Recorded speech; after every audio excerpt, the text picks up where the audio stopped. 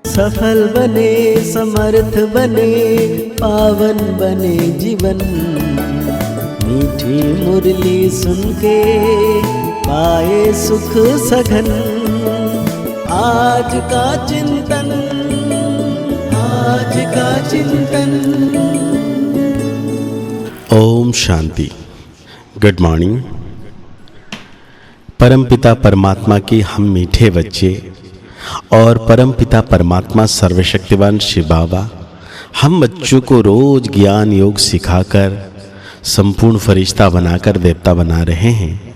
तो वो प्यारा बाबा आज हम बच्चों को कह रहे हैं अब तुम्हें संपूर्ण बनना है, क्योंकि वापस घर जाना है और फिर पावन दुनिया में आना है।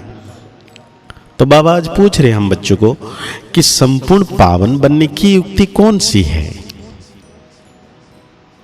बाबा कहते हैं संपूर्ण पावन बनना है तो पूरा बेगर बनो, देह सहित सर्व संबंधों को भूल और मुझे याद करो, तब पावन बनेंगे। अब तुम इन आंखों से जो कुछ देखते हो यह सब विनाश होना है, इसलिए धन संपत्ति वैभव आदि सब भूल बेगर बनो। ऐसे बेगर ही प्रिंस बनते हैं। बाबा कहते हैं मीठे मीठे रूहानी बच्चों प्रति रूहानी बाप समझा रहे हैं। बच्चे ये तो अच्छी रीति समझते हैं कि शुरू में आत्माएं सब पवित्र रहती है, हम ही पावन थे।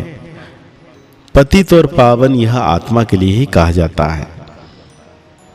5000 वर्ष पहले पावन दुनिया थी, उसमें आधा कल्प तुम पावन थे, बाकी रहा आधा कल्प। यह बातें और कोई समझ नहीं सकते हैं। तुम जानते हो पतित और पावन, सुख और दुख, दिन और रात आधा आधा है।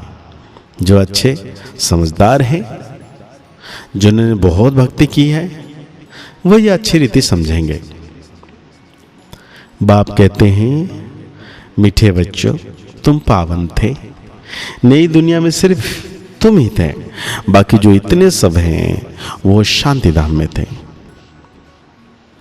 पहले पहले हम पावन थे और बहुत थोड़े थे, फिर नंबरवार मनुष्य सृष्टि वृद्धि को पाती है। अब तुम मीठे बच्चों को कौन समझा रहे हैं? बाप। आत्माओं को परमात्मा बाप समझाते हैं। इसी को कहा जाता है संगम, इसी को ही कुंभ कहा जाता है। मनुष्य इस संगम युग को भूल गए हैं। बाबा ने समझाया है कि 4 युग होते हैं, 5वां यह छोटा सा लीफ संगम युग है, इसकी आयु छोटी है। तुम बच्चों की बुद्धि में है सतयुग में बहुत थोड़े देवी देवता होते हैं। फिर अपने लिए भी कहेंगे हम जीवात्मा जो सतयुग में पावन थी वो फिर 84 जन्म के बाद पतित बनी है। पतित से पावन, पावन से पतित, यह चक्र फिरता ही रहता है। याद भी उस पतित पावन बाप को करते हैं।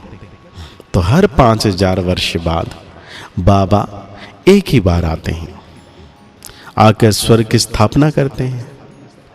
भगवान एक है, जरूर वही पुरानी दुनिया को नया बनाएंगे। फिर नए को पुराना कौन बनाता है? रावण, क्योंकि रावण ही देह अभिमानी बनाते हैं।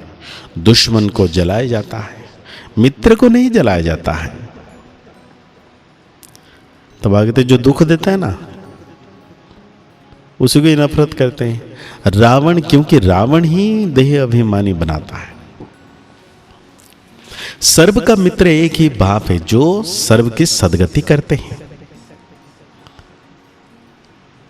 तो बाबा कहते हैं स्वस्तिका निकालते हैं ना, इसका भी अर्थ बाप समझाते हैं। इसमें पूरा चौथा होता है, जरा भी कमजास्ती नहीं। यह ड्रामा बड़ा एक्यूरेट है। कोई समझते हैं हम इस ड्रामा से निकल जाएं, बहुत दुखी हैं, इससे तो जाकर ज्योति ज्योत में समाए, वा ब्रह्म में लीन हो जाए। लेकिन कोई भी जा नहीं सकता। क्या क्या ख्यालत करते हैं। भक्ति मार्ग में प्रयत्न भी भिन्न भिन्न करते हैं, सन्यासी शरीर छोड़ेंगे, ऐसे कभी नहीं कहेंगे कि स्वर्ग व वैकुंठ पधारा। प्रवृत्ति मार्ग वाले कहेंगे फलाना स्वर्ग पधारा। आत्माओं को स्वर्ग याद है ना? तुमको तो जब से इस सृष्टि पर आए हो सबसे ज्यादा याद है। तुमको दोनों ही हिस्ट्री ज्योग्राफी का पता है और कोई को पता नहीं, तुमको ही पता है। लेकिन ये पहले पता नहीं था। बाप बेट बच्चों को समझाते हैं, वो भी संगमिक पर। यह मनुष्य सृष्टि रूपी वृक्ष है, वृक्ष का जरूर बीज भी होना चाहिए। तो बाप समझाते हैं पावन दुनिया कैसे पतित बनती है, फिर मैं पावन बनाता हूं। पावन दुनिया को कहा जाता है स्वर्ग। स्वर्ग पास्ट हो गया, फिर जरूर रिपीट होना है, इसलिए कहा जाता है वर्ल्ड की हिस्ट्री रिपीट होती है, अर्थात वर्ल्ड की पुरानी से नई, नई से पुरानी होती है। रिपीट माना ही ड्रामा है। ड्रामा अक्षर बहुत अच्छा है, शोभता है, चक्र हुबहू फिरता ही रहता है। नाटक को हुबहू नहीं कहा जाता। कोई बीमार हो पड़ते हैं तो छुट्टी ले लेते हैं। तो तुम बच्चों की बुद्धि में है, हम पूज्य देवता थे फिर पुजारी बने। ज्ञान सागर बाप तो एक ही है जो तुमको अभी पढ़ाते हैं। जीवन कहानी तो सबकी चाहिए ना, वो बाप सुनाते ही रहते हैं, परंतु तुम घड़ी घड़ी भूल जाते हो। तुम्हारी माया के साथ युद्ध है, तुम फील करते हो। बाबा को हम याद करते हैं फिर भूल जाते हैं। बाप कहते हैं माया ही तुम्हारी दुश्मन है जो तुमको भुला देती है, अर्थात बाप से बेमुख कर देती है। तुम बच्चे एक ही बार बाप के सम्मुख होते हो। बाप एक ही बार वर्षा देते हैं, फिर बाप को सम्मुख आने की दरकार ही नहीं। पाप आत्मा से पुण्य आत्मा स्वर्ग का मालिक बनाया, बस फिर क्या करेंगे आकर? तुमने बुलाया और मैं बिल्कुल पूरे टाइम पर आया।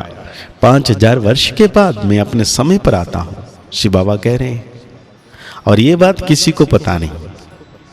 शिवरात्रि क्यों मनाते हैं, उसने क्या किया, किसी को भी पता नहीं। इसलिए शिवरात्रि की हॉलीडे आदि कुछ भी नहीं करते हैं।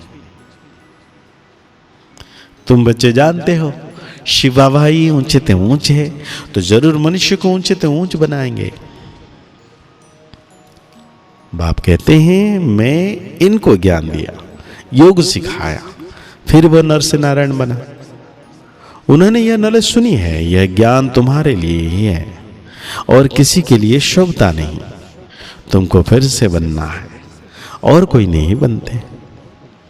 यह है नर से नारायण बनने की कथा। जिन्होंने और धर्म स्थापना किए सब पुनर्जन्म लेते लेते तमो प्रधान बने हैं, फिर उन सब को तमो प्रधान से स्वतः प्रधान बनना है। उस पद के अनुसार फिर रिपीट करना है। ऊंच पाठधारी बनने के लिए तुम कितना पुरुषार्थ कर रहे हो? कौन पुरुषार्थ करा रहा है? बाबा। तुम ऊंच बन जाते हो फिर कभी याद भी नहीं करते हो। स्वर्ग में थोड़ी याद करेंगे, ऊंचे तो ऊंच बाप है और बाप बनाते भी ऊंचे। नारायण से पहले तो श्री कृष्ण है, फिर तुम ऐसे क्यों कहते हो कि नर से नारायण बने? क्यों नहीं कहते हो कि श्री कृष्ण बने? पहले नारायण थोड़ी बनेंगे, पहले तो प्रिंस श्री कृष्ण बनेंगे ना। बच्चा तो फूल होता है, वो तो फिर भी युगल बन जाते हैं। महिमा ब्रह्मचारी की होती है। छोटे बच्चों को स्वतः प्रधान कहा जाता है। तुम बच्चों को ख्याल में आना चाहिए हम पहले पहले जरूर प्रिंस बनेंगे। गाया भी जाता है बेगर टू प्रिंस। बेगर किसको कहा जाता है? आत्मा को ही शरीर के साथ बेगरबाज साहूकार कहते हैं। भारत भी बेगर्स इनसॉल्वेंट है, फिर सॉल्वेंट होगा। कौन बनते हैं? आत्मा शरीर द्वारा बनती है। अभी राजा रानी भी नहीं है। बाबा कहते हैं वो भी इनसॉल्वेंट है, राजा रानी का ताज भी नहीं है। ना वो ताज है, ना रत्न जड़ित ताज है, अंधेरी नगरी है। सरे अपी कह देते हैं, गोया सब में भगवान है, यही मान लेते हैं। सब एक समान है, कुत्ते बिल्ली सब में। इसको कहा जाता है अंधेरी नगरी, तुम ब्राह्मणों की रात। अब समझते हो ज्ञान दिन आ रहा है। तो आज बाबा हम बच्चों को धारणा में कहते हैं, अब नाटक पूरा हो रहा है, हमें वापस जाना है।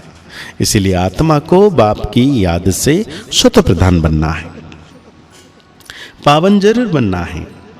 बाप समान ज्ञान का सागर, शांति का सागर अभी ही बनना है। इस देह से भी पूरा बेगर बनने के लिए बुद्धि में रहे कि इन आंखों से जो कुछ भी देखते हैं यह सब खत्म हो जाना है। हमें बिगर से प्रिंस बनना है। हमारी पढ़ाई है ही नई दुनिया के लिए।